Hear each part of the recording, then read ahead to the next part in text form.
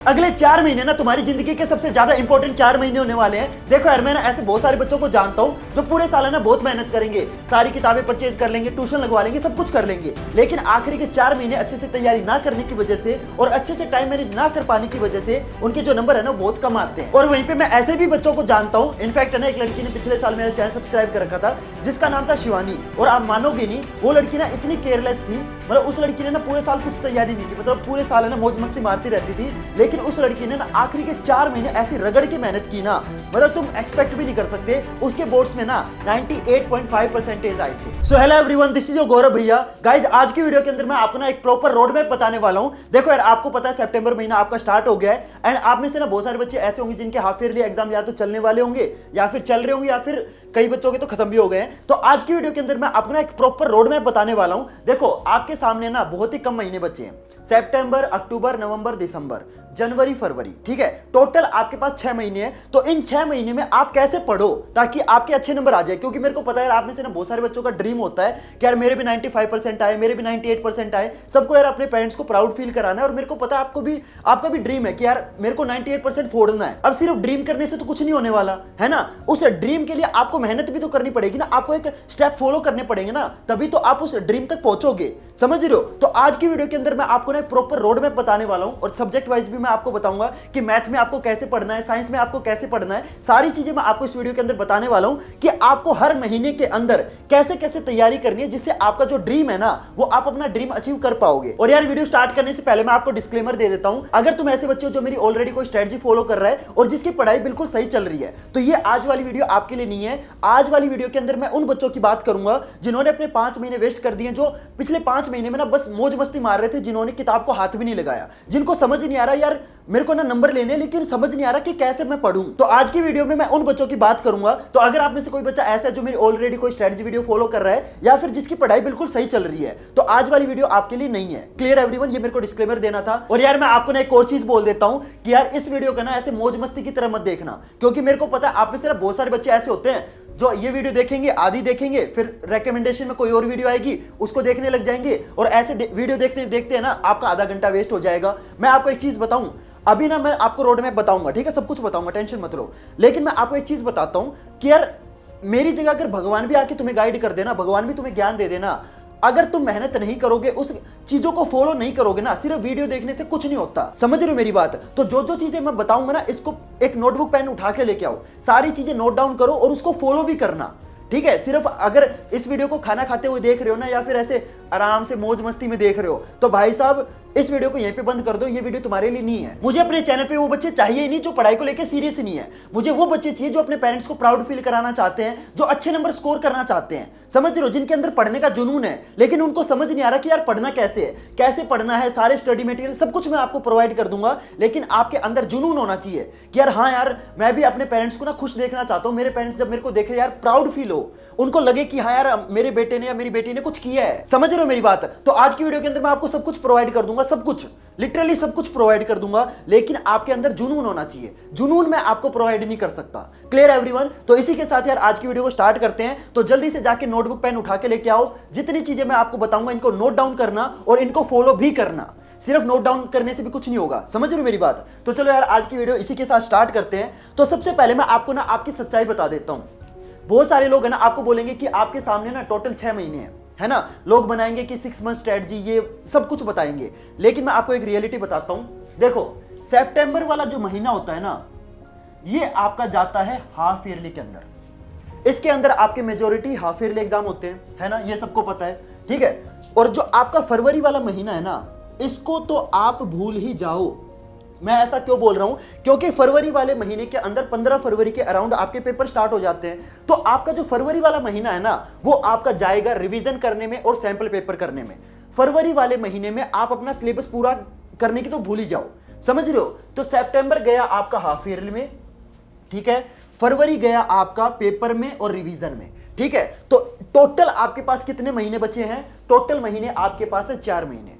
तो ये मत सोचो कि मेरे सामने 6 महीने हैं, ठीक है, 6 महीने नहीं है तुम्हारे पास सिर्फ 4 महीने हैं। इन्हीं 4 महीने के अंदर तुम्हें अपना सिलेबस पूरा करना है और ऐसी तैयारी करनी है कि भाई फरवरी में सिर्फ आपको रिवीजन करनी पड़े। मैं देखता हूं बहुत सारे बच्चे ऐसे होते हैं जो नवंबर या दिसंबर में तो उनकी आंखें खुलती है और नवंबर दिसंबर से अपना सिलेबस पूरा करने लगेंगे, फिर काम चलाऊ सिलेबस पूरा होगा, फिर वो ढूंढेंगे कि यार मैं कौन सी स्ट्रेटजी फॉलो करूं जिससे मेरे नंबर आ जाए।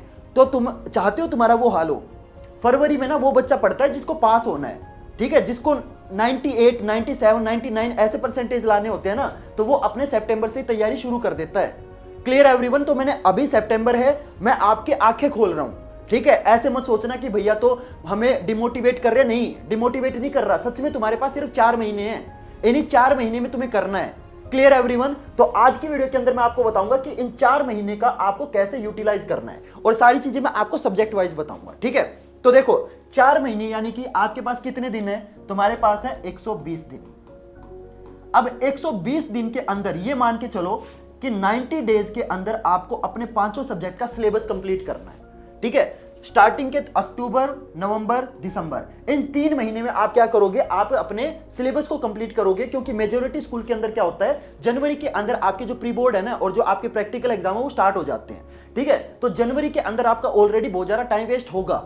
जब आपके प्री बोर्ड चल रहे होंगे ना तब आप पढ़ाई नहीं कर पाओगे, ठीक है। जब आपके प्रैक्टिकल एग्जाम चल रहे होंगे तब पढ़ाई नहीं कर पाओगे, ठीक है। तो 3 महीने में, स्टार्टिंग के 3 महीने में आपको क्या करना है? अपना सिलेबस कंप्लीट करना है। और जब आपके जनवरी के अंदर प्री बोर्ड एग्जाम स्टार्ट हो जाएंगे ना, उस टाइम अपने देखो तुम्हारा सिलेबस ऑलरेडी कंप्लीट हो चुका होगा, है ना। फिर क्या करोगे? जनवरी के अंदर जब तुम्हारे प्री बोर्ड स्टार्ट होने वाले होंगे, जब तुम्हारे प्री बोर्ड की डेट शीट वगैरह आ जाएगी, तो उस टाइम तुम अपनी रिवीजन स्टार्ट करोगे। इससे क्या होगा कि तुम्हारा सिलेबस भी कंप्लीट हो गया और तुम्हारी जो रिवीजन है ना वो बिल्कुल करेक्ट टाइम पे स्टार्ट हुई है।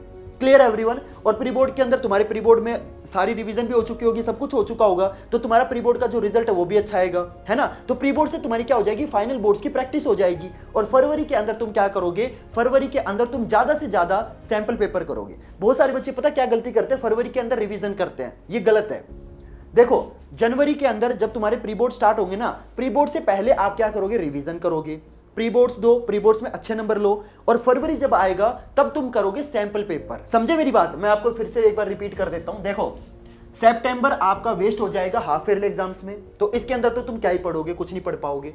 अक्टूबर, नवंबर, दिसंबर, इन 3 महीने में 90 डेज में आप क्या करोगे? अपना सिलेबस कंप्लीट करोगे। जनवरी में तुम्हारे प्री बोर्ड्स की डेट शीट आ जाएगी। जनवरी में प्री बोर्ड्स की जैसे डेट शीट आ जाए, प्री बोर्ड से पहले आपको क्या करना है? रिवीजन करनी है, ठीक है। फिर प्री बोर्ड एग्जाम दो। फरवरी के अंदर आप क्या करोगे? रिवीजन नहीं करोगे, क्योंकि फरवरी के अंदर आप ऑलरेडी, मतलब फरवरी से पहले जनवरी के अंदर आप ऑलरेडी रिवीजन कर चुके हो, है ना। फरवरी के अंदर आप करोगे सैंपल पेपर। अगर आप इस तरीके को फॉलो करोगे ना, मैं आपको गारंटी दे रहा हूं 98% तुम्हें ऐसे ऐसे स्कोर कर लोगे। Clear everyone? समझ में आया? तो ये मैंने आपको एक आउटलाइन दे दी है, आउटलाइन दे दी कि भाई किस महीने में आपको किस तरीके से अप्रोच अपनी रखनी है। Clear everyone? आगे चलते हैं। अब देखो अभी चल रहा है सितंबर वाला महीना। सितंबर की स्ट्रेटजी बताता हूं सबसे पहले कि सितंबर को आपको किस तरीके से कंसीडर करना है। अगर आप ऐसे बच्चे हो जिसके half yearly exam already complete हो चुके हैं, तो आप क्या करो? अपना जो पेंडिंग सिलेबस है ना उसको कंप्लीट करना स्टार्ट कर दो। अगर कोई बच्चा ऐसा है जिसके हाफ ईयरली एग्जाम अभी चल रहे हैं या फिर चलने वाले हैं, तो उनको बताता हूं उनको क्या करना है, अपने हाफ ईयरली एग्जाम को ना सीरियस लेना है। ऐसा मैं क्यों बोल रहा हूं? मैं देखता हूं बहुत सारे बच्चे ना ऐसे होते हैं, अरे हाफ ईयरली एग्जाम के तो नंबर ही नहीं जुड़ेंगे, हाफ ईयरली एग्जाम के तो कौन सीरियस लेता है यार, बोर्ड एग्जाम में देखेंगे, बोर्ड एग्जाम में पढ़ेंगे। ये अप्रोच बहुत ही ज्यादा गलत है। अगर तुम ऐसे बच्चे हो ना जो ये सोचता है कि यार हाफ ईयरली एग्जाम को मैं सीरियस नहीं लूंगा, ये तुम्हारी सबसे बड़ी बेवकूफी है। तुम्हें ऐसा नहीं सोचना है, समझ रहे हो। हाफ ईयरली एग्जाम को आपको सीरियस लेना है। मानता हूं कि यार हाफ ईयरली एग्जाम के तुम्हारे नंबर नहीं जुड़ेंगे, मान लिया मैंने, लेकिन हाफ ईयरली एग्जाम की जो मेहनत है वो तो जुड़ेगी। हाफ ईयरली एग्जाम में तुम्हारा 50% सिलेबस आता है ना, और बोर्ड एग्जाम में फाइनल के अंदर तुम्हारा 100% सिलेबस आता है ना।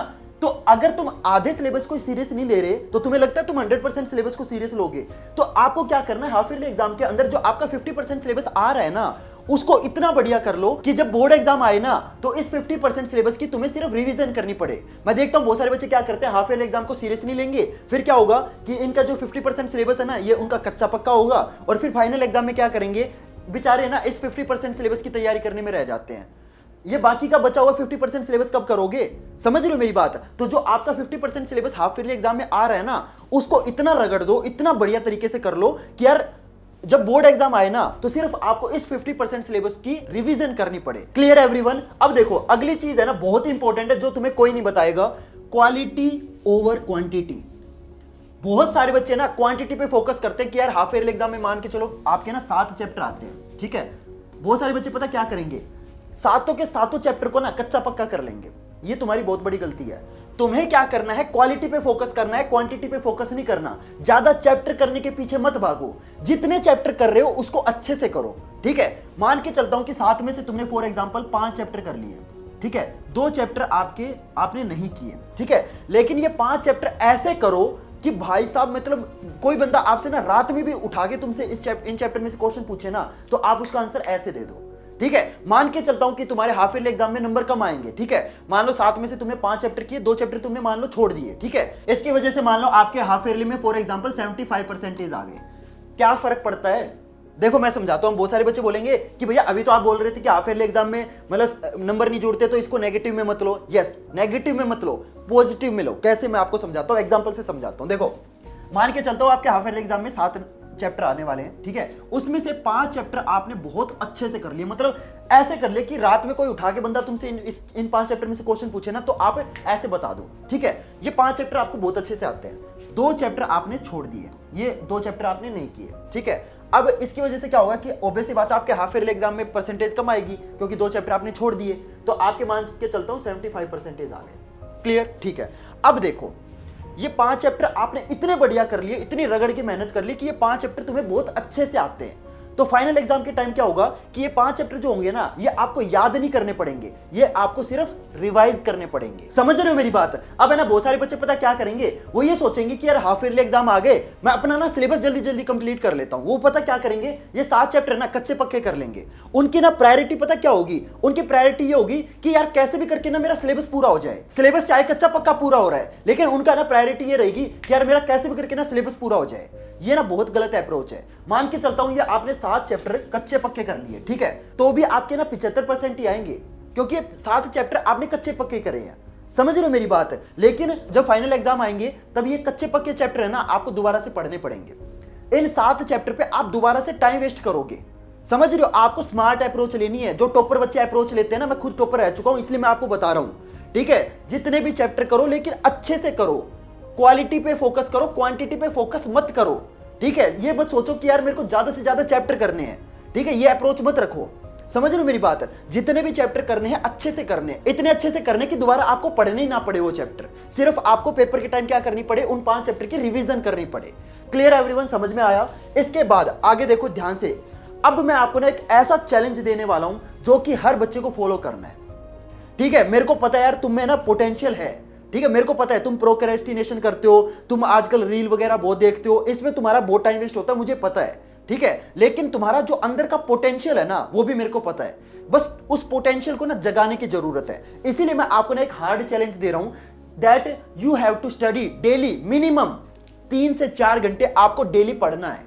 समझ रहे हो? मतलब ट्यूशन और स्कूल का टाइम इसमें काउंट नहीं होता।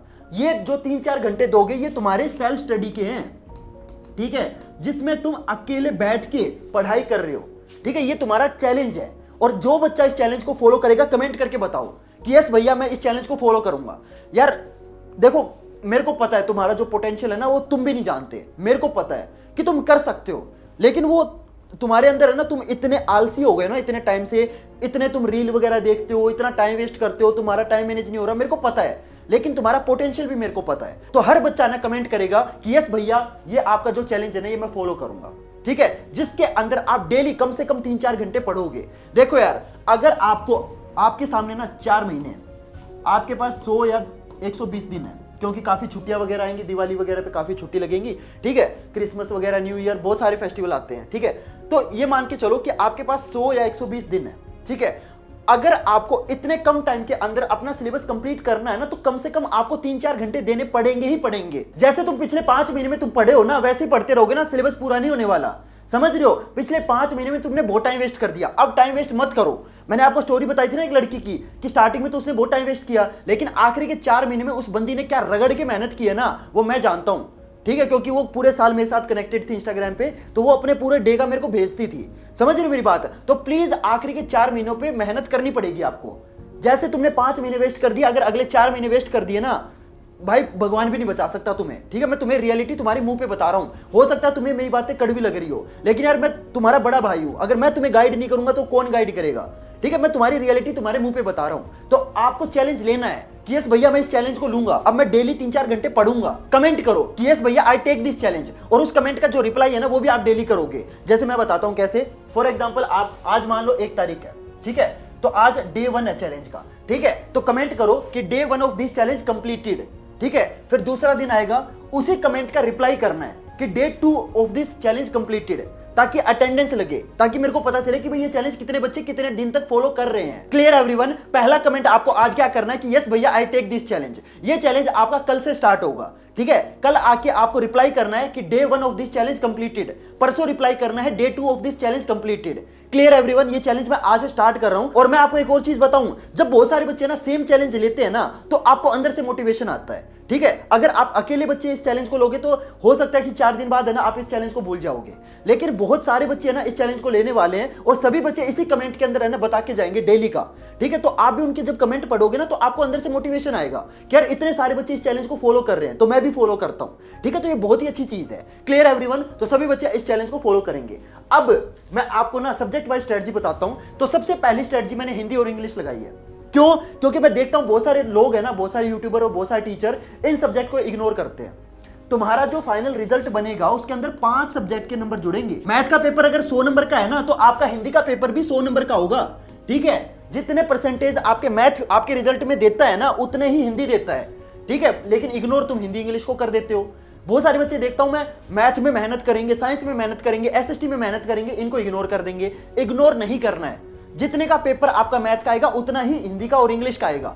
ठीक है, इसीलिए मैंने सबसे पहले इसकी स्ट्रेटजी लगाई है। देखो, हिंदी इंग्लिश में मैं मानता हूं आपको कम मेहनत करने की नीड है, लेकिन इग्नोर मत करो। ठीक है, अगर मैथ को आप 2 दिन पढ़ रहे हो तो हिंदी इंग्लिश को एक दिन तो एटलीस्ट पढ़ो ना। मैं देखता हूं बहुत सारे बच्चे ऐसे होते हैं जो हिंदी इंग्लिश को ना जब क्लास टेस्ट आएगा तभी पढ़ेंगे। ये बहुत बड़ी मूर्खता है।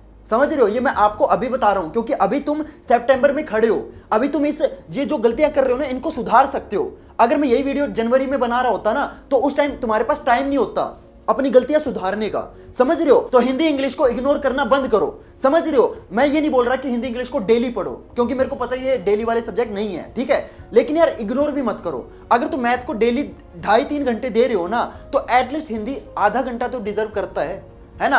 0 नहीं करना है, चाहे कम पढ़ो लेकिन पढ़ो जरूर। Clear everyone? अब मैं आपको बताता हूं हिंदी इंग्लिश में आपको सिलेबस कैसे कंप्लीट करना है। तो देखो, अगर तुम्हारे पास इतना टाइम, अगर तुम्हारे स्कूल में फ्रीक्वेंटली टेस्ट वगैरह नहीं होते, क्योंकि मैं देखता हूं बहुत सारे बच्चे ऐसे होते हैं, बहुत सारे स्कूल ऐसे होते हैं बल्कि, जो है ना बच्चों को बहुत ज्यादा दुनिया भर का होमवर्क दे देते हैं। बच्चे बेचारे होमवर्क कंप्लीट करें या पढ़ाई करें, है ना? तो अगर तुम्हारा ऐसा स्कूल है जो बहुत ज्यादा होमवर्क देता है या बहुत ज्यादा क्लास टेस्ट होते हैं, तो मैं आपको बोलूंगा आप है ना समरी से तैयारी करो। ठीक है, लेकिन समरी से स्टार्ट करना है। ठीक है, और टाइम निकाल के आपको एनसीईआरटी की रीडिंग भी करनी है।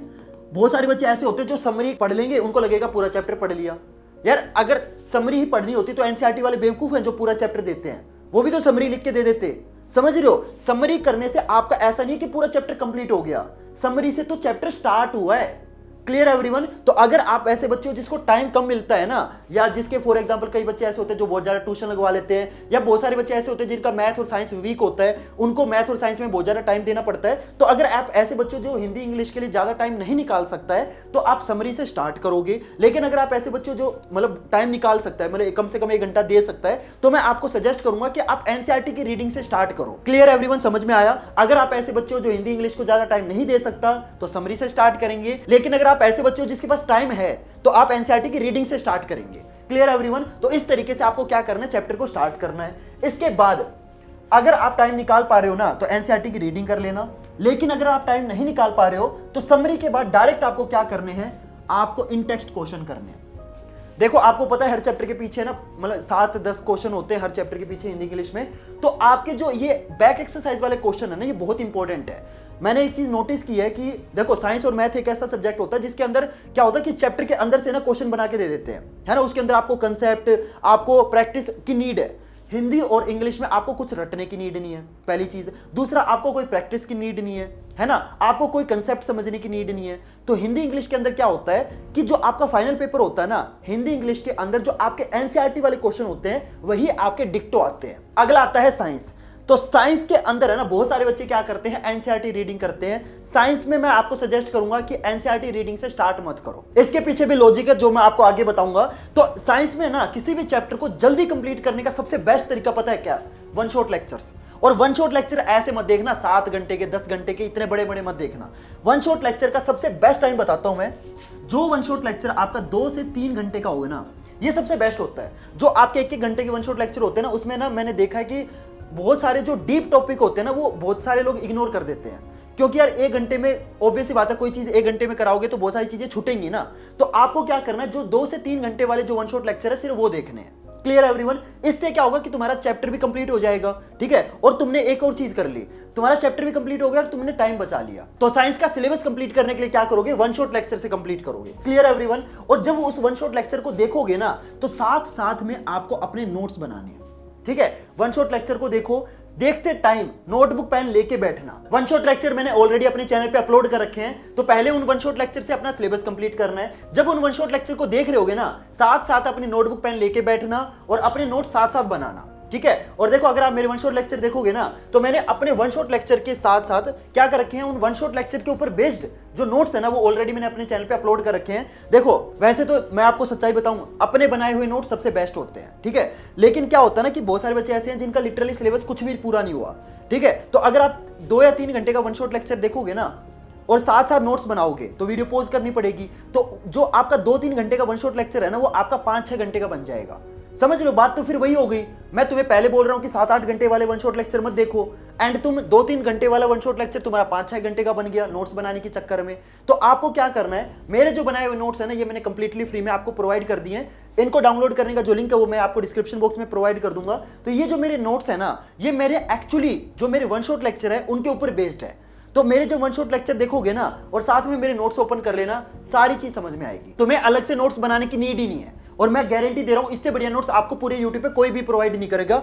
और प्रोवाइड करेंगे भी ना तो पैसे लेंगे, फ्री में तो मतलब कोई प्रोवाइड नहीं कर सकता। तो इन नोट्स को आप कंप्लीटली फ्री में डाउनलोड कर सकते हो। सारे जितने भी आपके चैप्टर है, सभी चैप्टर के नोट्स मैंने आपको बना के दे दिए हैं। क्लियर है एवरीवन? तो इन नोट्स को डाउनलोड करना, लिंक मैंने आपको डिस्क्रिप्शन बॉक्स में दे दिया है। बाकी जो हमारा टॉपर्स क्लैन वाला ऐप है, उसके अंदर आपको ये नोट्स कंप्लीटली फ्री में मिल जाएंगे। Clear everyone? समझ में आ रहा है? पहले आपको क्या करना है, वन शॉट लेक्चर को देखना है। अगर तुम्हारे पास टाइम है, अगर तुम्हारा थोड़ा बहुत सिलेबस ऑलरेडी कंप्लीट हो चुका है और तुम्हारे पास टाइम है, तो मैं आपको सजेस्ट करूंगा कि खुद के नोट्स बनाना। लेकिन अगर तुम अपना टाइम वेस्ट नहीं करना चाहते, क्योंकि नोट्स बनाने में बहुत टाइम लगता है, तो आप मेरे बनाए हुए नोट्स इनको कंप्लीटली फ्री में डाउनलोड कर सकते हो। लिंक मैंने आपको डिस्क्रिप्शन बॉक्स में दे दिया है। देखो मैं अभी भी बोल रहा हूं कि खुद के बनाए हुए नोट्स बेस्ट होते हैं, लेकिन यार खुद के नोट्स बनाने में टाइम भी जाता है। तो तुम अपने हिसाब से देख लेना तुम्हें क्या करना है। Clear everyone? इसके बाद तुम क्या करोगे, देखो वन शॉट से तुम्हारा सिलेबस कंप्लीट हो गया।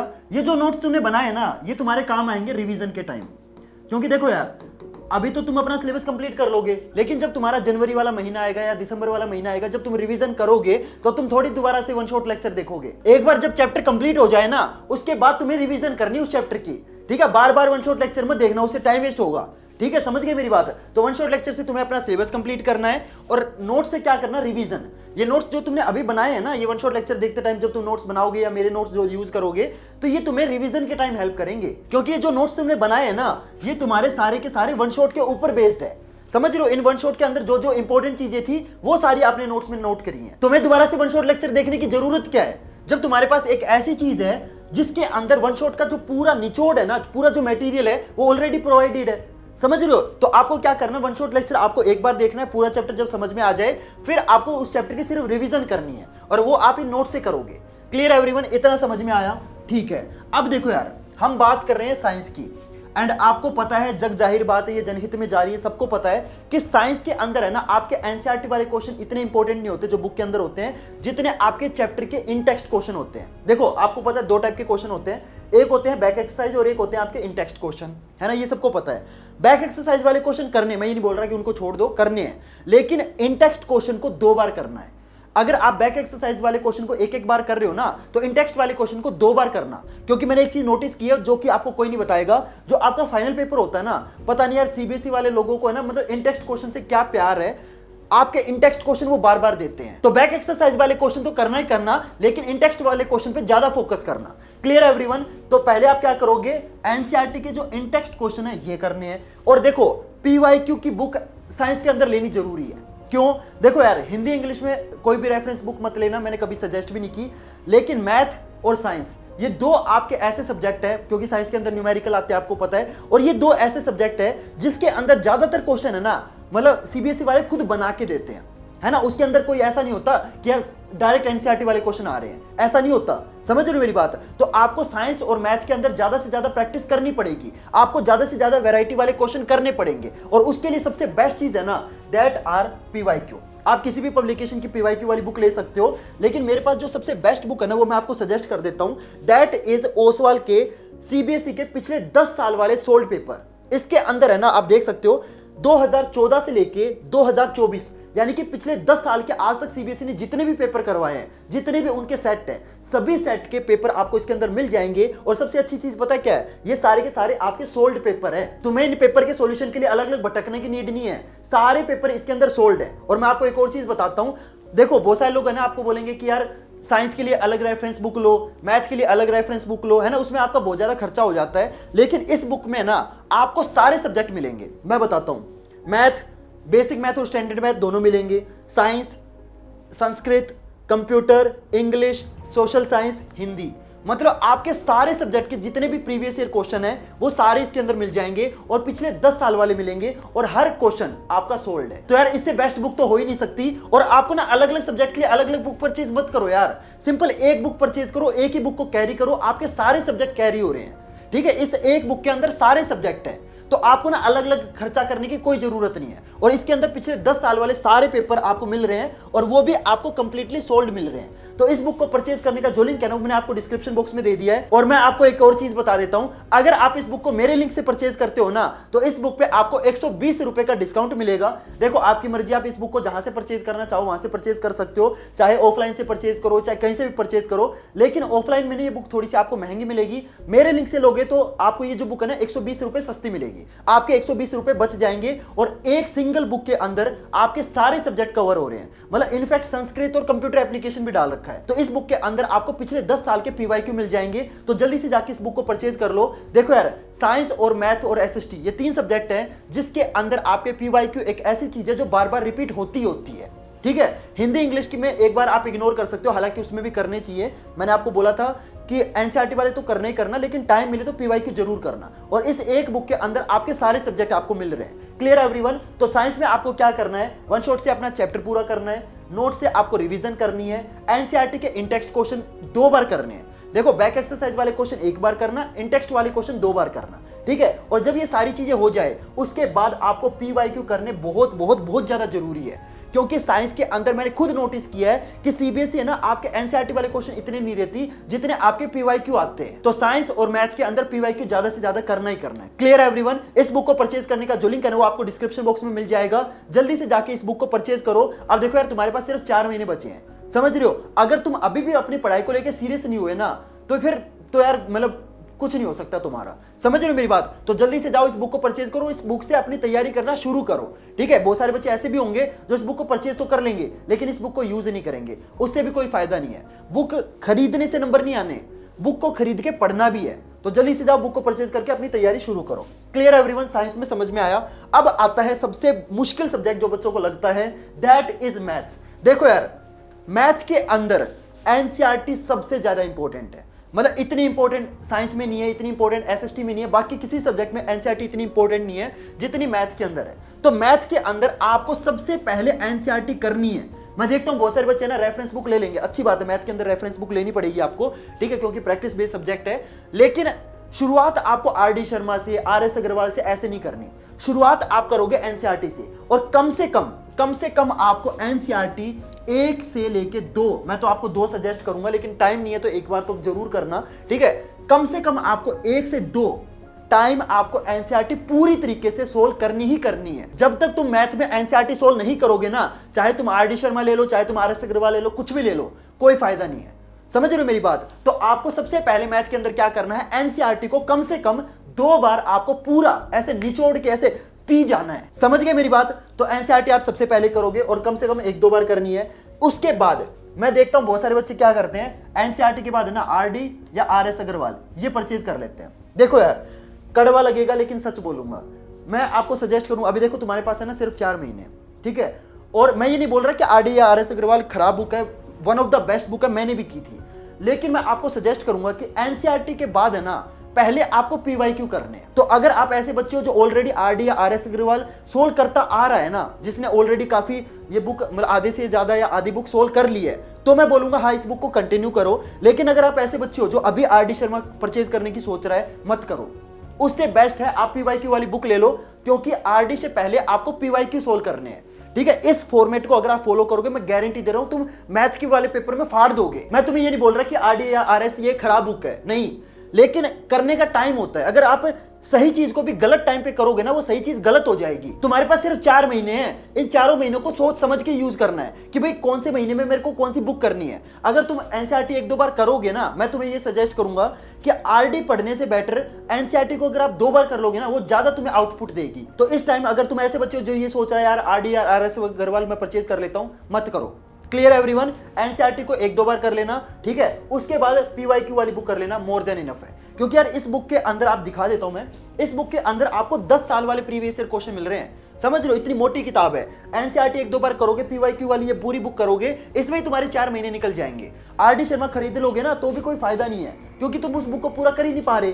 क्लियर एवरीवन, तो थोड़ा ना मतलब सोच समझ के और स्मार्ट डिसीजन लेना है, ठीक है, अंधे होके नहीं चलना कि यार मैं तो आरडी करूंगा। ऐसे देखता हूं मैं बहुत सारे बच्चे, फिर उनसे कुछ होता नहीं है, ना एनसीईआरटी हुई ना आरडी शर्मा हुई, दोनों बुक खरीद तो ली, पैसा भी लग गया, नंबर नहीं आए।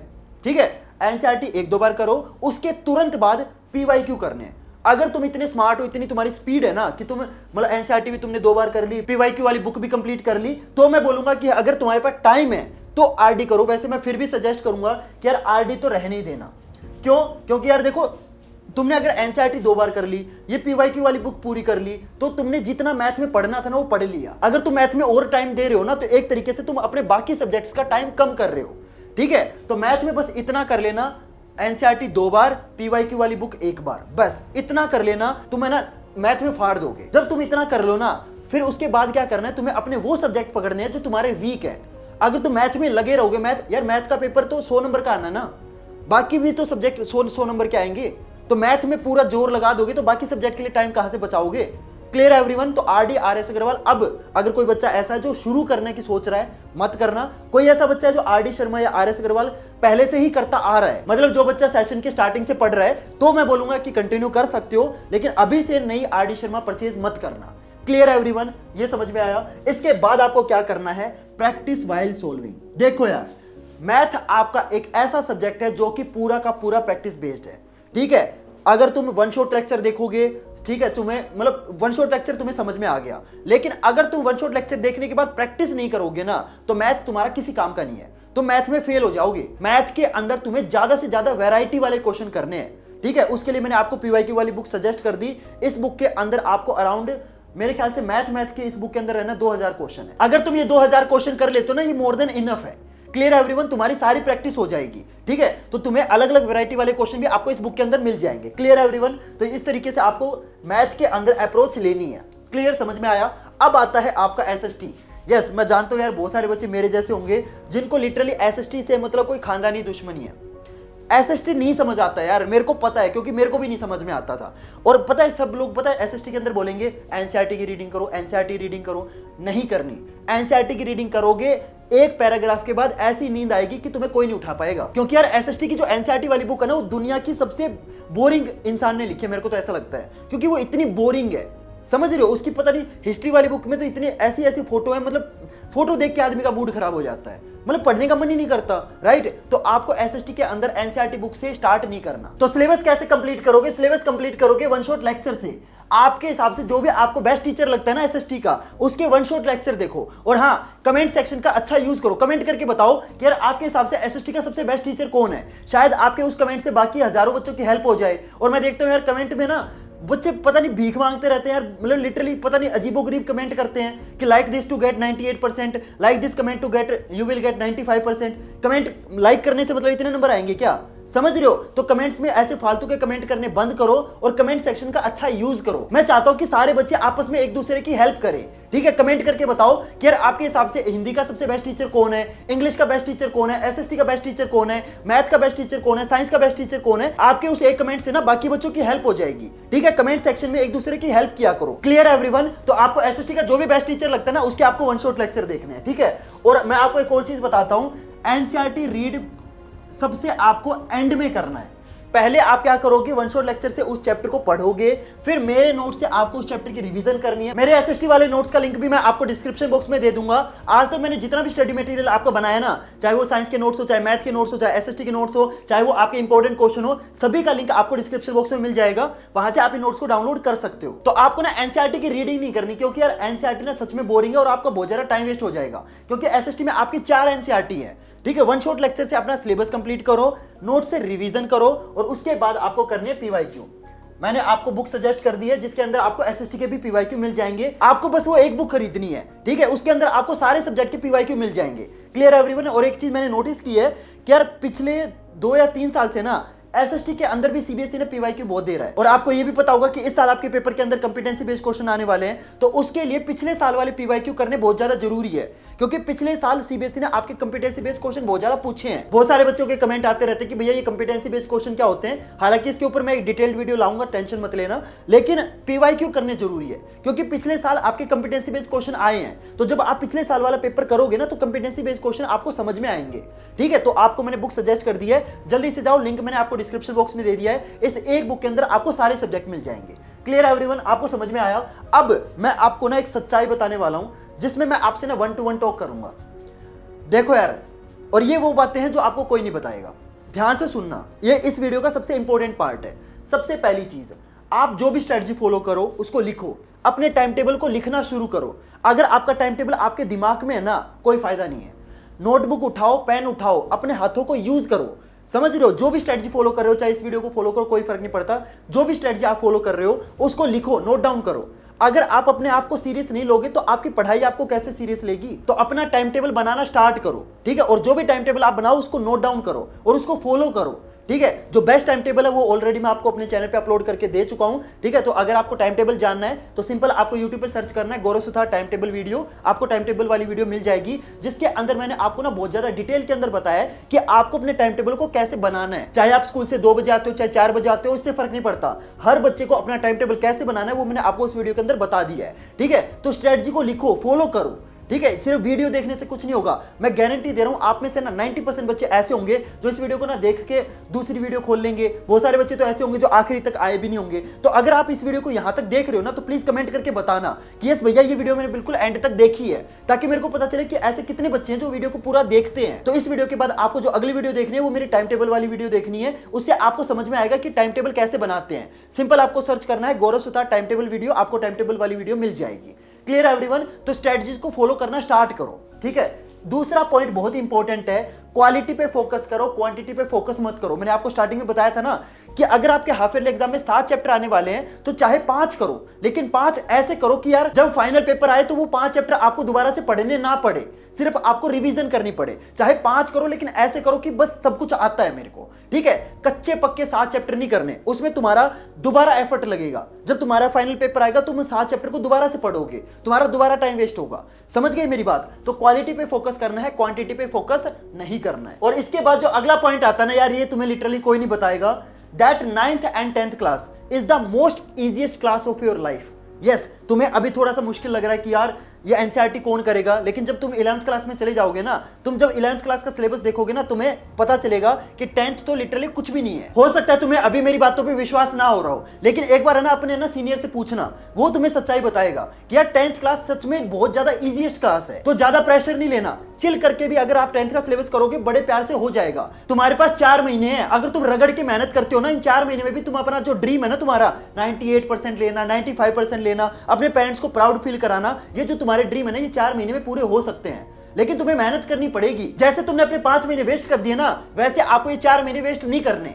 क्लियर है एवरीवन? और आखिरी पॉइंट तो सबसे इंपॉर्टेंट पॉइंट है। देखो यार, ये पॉइंट तुम्हें कोई नहीं बताएगा, लेकिन मैं तुम्हारा बड़ा भाई हूं तो मैं तुम्हें बता सकता हूं कि यार ये जो 10th क्लास है ना, जिस भी तुम क्लास में हो, 9th क्लास में या 10th क्लास में, ये 10th क्लास या 9th क्लास तुम्हें तुम्हारी लाइफ में ना दोबारा नहीं मिलेगी। यार मैं आपको एक सच्चाई बताऊं, ये जो आपकी स्कूल लाइफ है ना, आपको मतलब लाइफ में सबसे ज्यादा याद आने वाली है। तो आप है ना सिर्फ पढ़ने पे फोकस मत करो। ये जो पढ़ाई है ना, ये तुम्हारी लाइफ का एक छोटा सा पार्ट है, समझ रहे हो? लाइफ का पार्ट पढ़ाई है, पढ़ाई का पार्ट लाइफ नहीं है। तो अपनी लाइफ को सिर्फ पढ़ाई पढ़ाई मत बनाओ कि खाना खा लिया फिर पढ़ने बैठ गए, नहा लिए फिर पढ़ने बैठ गए, ऐसे मत करो। इस स्कूल लाइफ को एंजॉय करो, क्योंकि ये जो तुम्हारी 9th 10th क्लास है ना, ये लाइफ में तुम्हें दोबारा नहीं मिलेगी। तो इस स्कूल लाइफ को जितना एब्जॉर्ब कर सकते हो ना, जितना एंजॉय कर सकते हो, उतना ज्यादा एंजॉय करो। यार मेरे को भी है ना अपनी स्कूल लाइफ बहुत याद आती है, पर चलो छोड़ो, वीडियो को थोड़ा इमोशनल नहीं करते हैं, ठीक है? अब जाके जल्दी से पढ़ने लग जाओ। तो ये सारी चीजें मैंने आपको बता दी है। वीडियो अगर पसंद आए तो लाइक करना, वीडियो अगर बहुत ज्यादा पसंद आए तो चैनल को सब्सक्राइब कर लेना। इस टाइप की वीडियो मैं अपलोड करता रहता हूं। और अगर ये वीडियो बहुत ज्यादा पसंद आ जाए तो इस वीडियो को ज्यादा से ज्यादा शेयर करना, ताकि यार इस वीडियो से ना ज्यादा से ज्यादा बच्चों का फायदा हो। और हाँ, साथ में कमेंट करके जरूर बताना कि ये वीडियो आपको कैसी लगी। और हाँ, साथ में कमेंट करके ये भी बताना कि आपको ना नेक्स्ट वीडियो कौन से टॉपिक पे चाहिए। जिस टॉपिक की ज्यादा डिमांड आएगी ना, अगली वीडियो में उस टॉपिक पे अपलोड कर दूंगा। तो चलो गाइस, मिलते हैं फिर अगली वीडियो में नए टॉपिक के साथ। तब तक के लिए goodbye and have a nice day.